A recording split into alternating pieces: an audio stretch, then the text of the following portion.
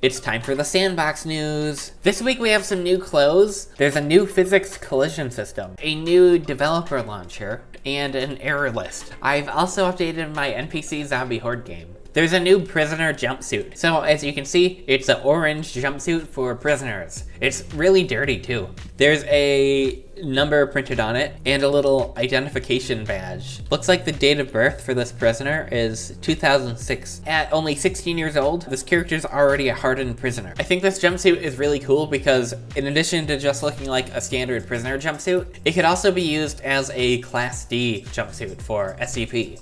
There's also a new Green Hoodie. So as you can see, this outfit piece is a hoodie that is green. There's been a rework, a big change of how collisions work in your code. The old collision system didn't make a lot of sense in Sandbox, so they've completely removed it and made a new, much simpler system using entity tags. There are still a couple anomalies with this new system. I just found this bug right now where the car can actually drive on water. There's going to be a lot of weird anomalies like this for a while until they all get sorted out. A lot of games won't be affected at all by this update. However, things like my NPC zombie game were completely broken by this. For example, your bullets would go straight through zombies. You couldn't shoot them. Here's the big write-up on everything that's changed with collisions. All of this is code stuff. The average player is not going to see this. So now we use tags instead of collision layers and collision groups. This is an example of what a trace looks like now. And here's another example of a bug from this update. So as we can see, the collision update made the player collide with the trip mine beams. It's an easy fix though.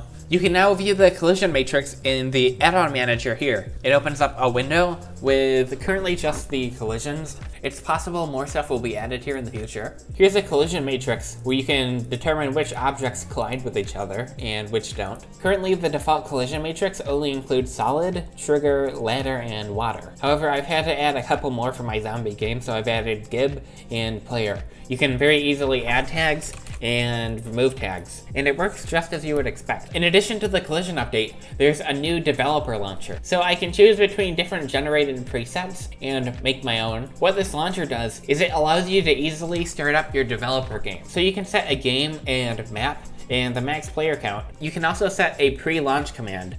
So this command is executed before the server starts. You would use this to add commands like net fake lag 50 and, for example, a post command of disable director 1.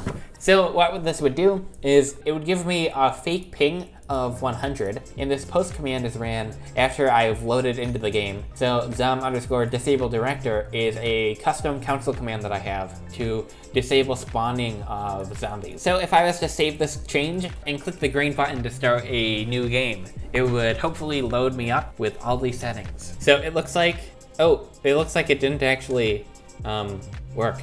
I still have 0 ping and it's still spawning zombies. Did I type the command wrong? Disable director 1.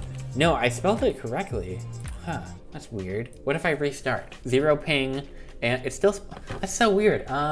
Maybe these launch commands don't actually work yet. So it's still a work in progress. I imagine it'll work in the future. Also, there's a red button to close out of the game. There's also a new error list window. So it looks like I have 60 warnings for my NPC zombie game. And it looks like all of these warnings, actually, yeah, every single one of them is a warning that I'm trying to use the old obsolete collision system. So eventually I'll have to go through and clean all this up and remove all the old collision code. If I click on one of these, I can open code in editor and it will take me to that line of code in Visual Studio. So we can see green underlines, it means it's obsolete. Now, I think this error list is different from the console because it shows me more information and it shows me warnings too. So these wouldn't appear in the developer console. Big errors would appear in here. However, warnings that technically don't matter won't show up. If I force my game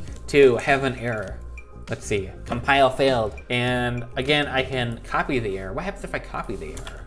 Oh, it shows me the error. That's pretty crazy. And again, I can right click, open in code editor, and it will take me to the error that I made in my code. I can also click on here to filter out different error types. So I can turn off warnings, or I can turn off errors, Well, I can turn off both. And as you would imagine, if I fix the error, it will go away. So that's revolutionary. This is insane. I've updated my NPC zombie game a bit. I made a new HUD and I re-implemented the pipe bomb. Why am I getting so many errors?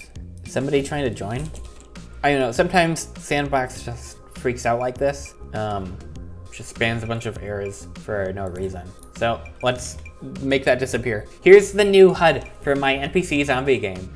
It's inspired by the HUD from Back 4 Blood. So you can see there's different weapons and a health bar. This health bar is really cool because I set it up to use the player's custom outfit. So whatever your character looks like, you'll see it on the HUD. I think that's so cool. It's such a neat feature. Now, I still have to give the face a facial expression. Currently, the player's actually just doing the default T-pose in the picture. The new collision system let me do a couple new things, like press E to pick up weapons. Now, I could do this before. However, I think I had to make it so that the player would collide with the weapons in order to be able to pick it up. I'm not entirely sure. I didn't look into it. I was just waiting for the new system. I also made a new pipe bomb weapon. Now, if you've been following my videos for a while, you might actually recognize the explosion sound.